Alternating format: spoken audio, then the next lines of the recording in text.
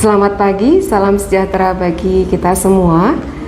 Yang saya hormati Bapak Kartono selaku fasilitator saya dan Ibu Lestari Simanjuntak selaku pengajar praktik saya.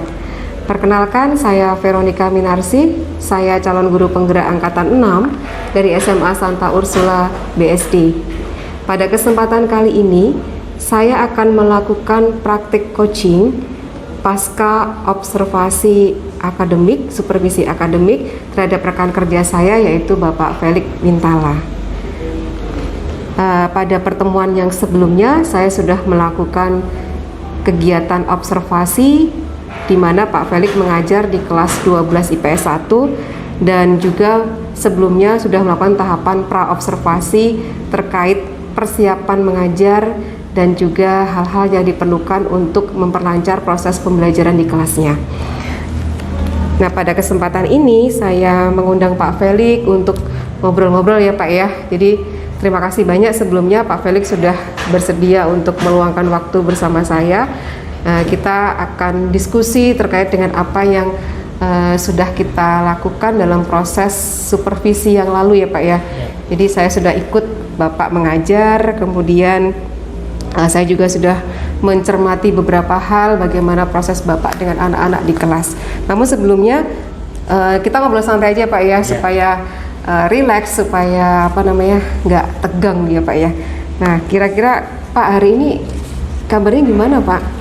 Ya baik Bu, terlebih setelah di observasi saya merasa lega ya Bu ya, karena sudah menjalankan kegiatan pembelajaran dengan materi yang sudah saya sampaikan ke kelas 12 IPS 1, dan juga sebelumnya tadi sudah dikatakan Bu Vero ada proses pendampingan di awal, kemudian pelaksanaan supervisi ya, kemudian hari ini kita ketemu lagi dengan Bu Vero untuk bisa membicarakan tindak lanjut. Dan saya kira apa yang sudah saya lakukan kemarin saya cukup puas, sudah lega, dan tentu saya meminta banyak masukan-masukan, banyak saran yang mungkin bisa diberikan Bu Vero pada saya untuk perbaikan saya dalam melakukan kegiatan pembelajaran di selanjutnya. Oke, jadi proses diskusi kita siang hari ini ada beberapa harapan ya Pak ya, yang Bapak mau coba dapatkan seperti saran dan masukan dari hasil pengamatan saya bersama Bapak pada saat Bapak mengajar gitu ya. Ya kurang lebih saya mendapatkan gambaran apa yang akan kita dapatkan dalam proses dialog kita siang hari ini. Nah, dari apa yang saya amati kemarin ya Pak ya, bahwa saya melihat proses belajar Bapak itu sangat kontekstual ya, apalagi terkait dengan materi inflasi yang saat ini sedang banyak kita temukan informasi-informasi terbarunya di media cetak ya Pak ya. Nah, kira-kira saya juga sudah melihat nih bagaimana Bapak melibatkan murid terkait berpikir kritisnya mereka ya, dengan menggunakan pertanyaan-pertanyaan yang memancing mereka untuk berpikir dan juga mengekspor hal-hal yang mereka gali lagi dari berbagai media ataupun sumber nih. Nah, sekarang saya mau tanya ke Bapak nih, kira-kira selain hal-hal positif yang sudah saya coba temukan dalam proses mengajar Bapak, nah apakah ada rencana-rencana Bapak yang pada saat itu Bapak sempat sampaikan pada saat pra-observasi ya. Nah, dalam proses pembelajaran kemarin apakah sudah semuanya tercapai atau belum menurut Bapak? Baik Bu, sebelumnya terima kasih atas apresiasinya, atas masukannya kepada saya. Tentu apa yang sudah saya lakukan kemarin masih ada yang mungkin belum optimal saya lakukan. Seperti contoh misalkan saya berusaha untuk mengembangkan kemampuan sosial siswa Bu, tapi kemarin saya lihat memang tidak semua siswa itu bisa cepat dalam menangkap materi yang saya sampaikan. Ada siswa yang memang cepat, ada yang memang butuh waktu yang sedikit agak lama dibanding teman yang lainnya. Ini yang kemudian membuat saya untuk kedepannya bisa membuat media atau bahan pembelajaran yang bisa memfasilitasi mereka, baik yang daya tangkapnya itu cepat, kemudian daya tangkapnya itu mungkin lebih lama, Bu. Harapan saya semoga ya bisa membantu mereka dengan gaya belajar mereka, dengan situasi yang mereka alami, sehingga betul-betul mereka optimal dalam menangkap, menerima materi yang sudah saya sampaikan. Apalagi kan materi ekonomi kan sangat kontekstual ya, seperti yang sudah dikatakan oleh Bu Vero tadi ya, sehingga betul-betul membantu mereka untuk semakin mempermudah memahami materi itu sih. Oke, jadi ada temuan Bapak terkait dengan proses belajar anak di kelas ya, bahwa ada perbedaan dalam proses atau kecepatan menangkap, kemudian juga ada perbedaan dalam hal mereka mudah menangkapnya dengan media seperti apa, tapi itu bukan menjadi hambatan tersendiri buat Bapak ya. Artinya Bapak mencoba mencari solusi dengan tadi yang saya tangkap adalah menyediakan media-media yang membuat anak-anak bisa belajar lebih mudah, seperti itu ya. Dan dengan apa yang sudah Bapak rencanakan tadi, kira-kira apakah ada hasil yang baik di kelas, Pak? Ya, dengan saya sudah merencanakan membuat RPP, kemudian menyusun LKPD, lalu membuat media yang beragam, tentu saja saya bisa lebih semakin memahami nih kondisi kelas saya tersebut, lalu bisa melakukan sebuah perbaikan-perbaikan ke depannya, sehingga betul-betul ke depannya ya saya bisa optimal dalam penggunaan media saya dan bisa membantu para siswa untuk bisa memahami materi yang saya sampaikan. Gitu. Jadi dengan media, kemudian dengan misalkan saya membuat LKPD yang saya buat, tentu bisa membantu mereka dalam memahami materi tersebut. Oke, jadi ada panduan dalam bentuk LKPD yang bisa mengarahkan hal apa yang harus dikuasai sebagai materi dasar ataupun konsep, begitu ya Pak ya. Dengan tentunya dengan media-media lain yang menjadi media pelengkap untuk mempermudah pemahaman. Oke, nah sekarang terkait dengan apa yang sudah Bapak lakukan tadi, tentunya juga terkait dengan tujuan pembelajaran yang Bapak mau coba capai dalam proses kemarin ya Pak ya. Nah, apakah tujuan yang Bapak tuliskan dalam RPP itu atau Bapak harapkan didapat di dalam kelas itu sudah tercapai Pak dengan proses belajar anak-anak Pak? Menurut saya sih saya merasakan tujuan yang sudah saya buat, kemudian saya menyampaikan kepada para siswa, menurut saya sudah tercapai Bu, karena saya betul-betul mengajak anak untuk melihat kondisi sekitar, lalu memahami kondisi negara yang memang terkena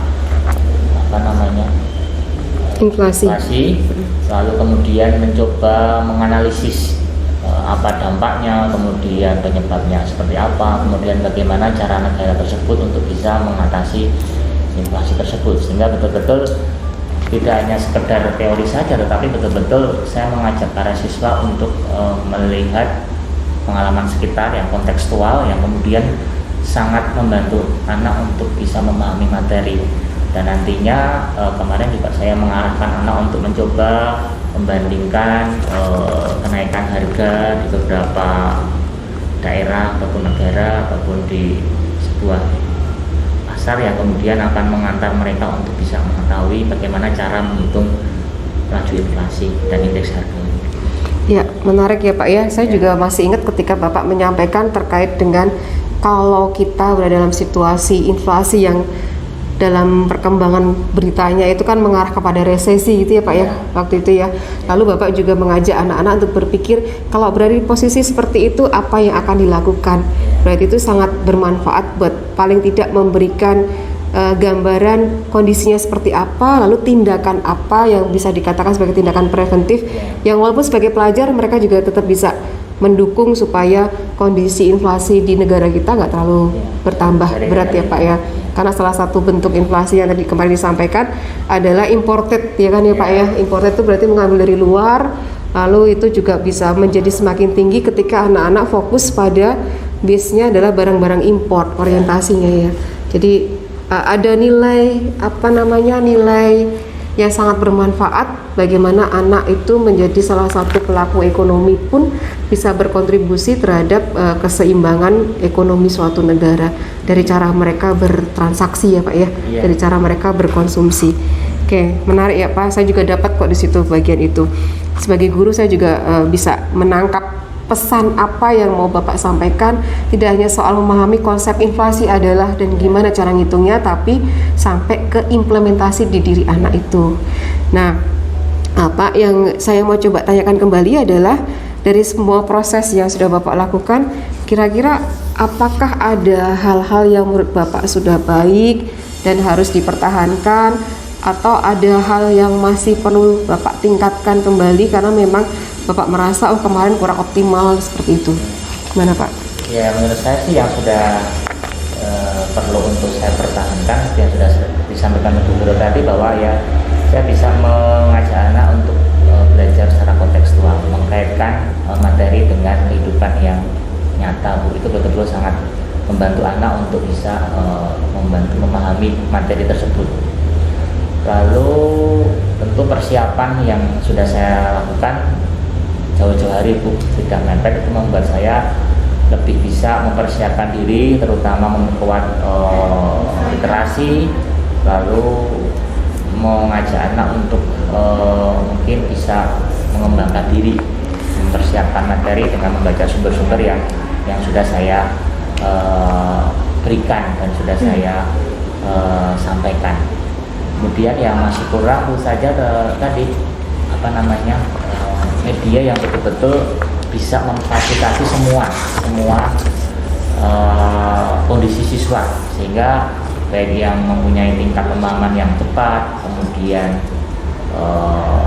lama, itu bisa terfasilitasi Bu. Sehingga harapannya ya di kegiatan pembelajaran selanjutnya saya bisa semakin memahami kondisi kelas, terutama para siswa, sehingga saya bisa menyusun, mempersiapkan media mana yang betul-betul relevan, yang baik untuk digunakan ketika membahas materi yang nantinya akan saya sampaikan. Oke, berarti ada hal terkait dengan mempersiapkan diri dalam proses pembelajaran.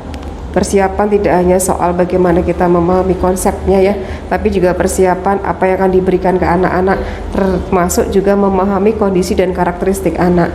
Nah, mungkin yang bisa juga nanti dikembangkan ke depannya tidak melulu soal media ya Pak ya, karena ada banyak cara. Misalnya kalau mereka dengan media itu sudah terbiasa, maka tadi seperti yang dikatakan Bapak, kan ada satu kondisi di mana anak ada yang cepat menangkap, ada anak yang kurang menangkapnya ya, waktunya butuh waktu yang lebih lama.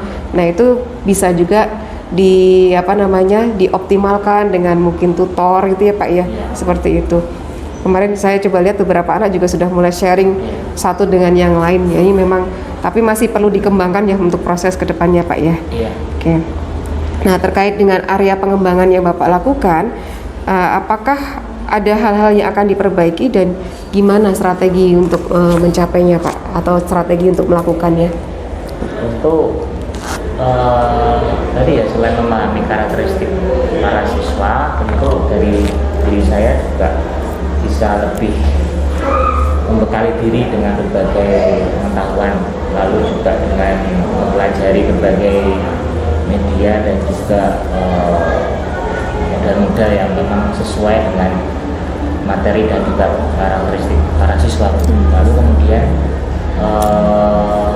diskusi dengan teman sejawat itu saya juga penting ketika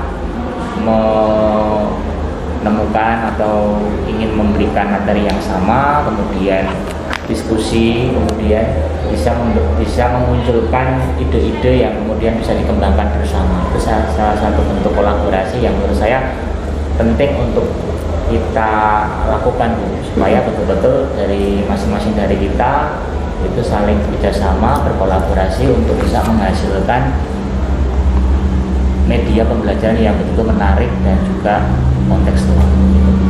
Oke, jadi lebih ke bagaimana proses persiapan terkait dengan diskusi dengan rekan sejawat ya, karena kan di kita memang sekarang kolaborasi sangat diberikan akses yang besar ya, dan itu memberikan manfaat yang positif ya Pak ya, buat kita saling mengisi, saling melengkapi, bahkan kita juga saling berbagi untuk kreativitas dalam pembelajaran. Bagus ya Pak yang Bapak rencanakan. Nah, untuk perubahan pembelajaran berikutnya ya, harapan saya semoga apa yang sudah Bapak coba tadi tentukan perubahan-perubahannya mungkin bisa menjadi catatan tersendiri ya Pak ya, supaya setiap saat ketika kita mau bertemu dengan anak-anak kita ingat, oh ini harus saya upayakan, ini harus saya selalu upayakan untuk bisa melayani anak sehingga mereka bisa mengembangkan diri dengan optimal.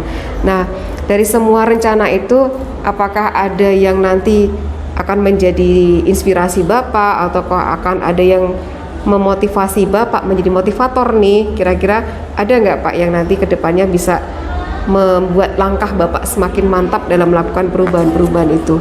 Ya tentunya dari dukungan dari keluarga, juga dukungan dari teman-teman, terutama teman sejawat dan juga kepala sekolah dan timnya juga tentu akan semakin menumbuhkan semangat dan juga mungkin bisa melakukan berbagai perubahan ya Bu ya, karena setiap periode tentu saya mendapatkan supervisi dari kepala sekolah dan tim, itu juga semakin memperkaya saya untuk memperbaiki apa sih yang kurang, kemudian apa yang sudah baik saya pertahankan, dan juga betul-betul saya juga dalam kesehariannya juga mengikuti guru-guru yang satu bidang ya, tandem ya, itu juga mungkin semakin memperkaya saya, oh dengan materi ini baik dengan modul seperti ini dan sebagainya. Ini saya yang menjadi hal yang terus saya kembangkan untuk menjadi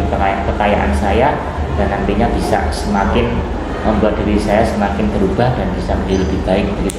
Ya, jadi prinsipnya memang kita harus terbuka terhadap masukan siapapun ya Pak ya, sehingga bisa menjadi inspirasi untuk melakukan perubahan dan juga pengalaman-pengalaman dari teman-teman yang bisa juga memberikan gambaran, oh seperti ini menjadi lebih efektif, dan juga hasil dari supervisi yang kita terima setiap satu semester ya Pak ya, semester pasti ada supervisi.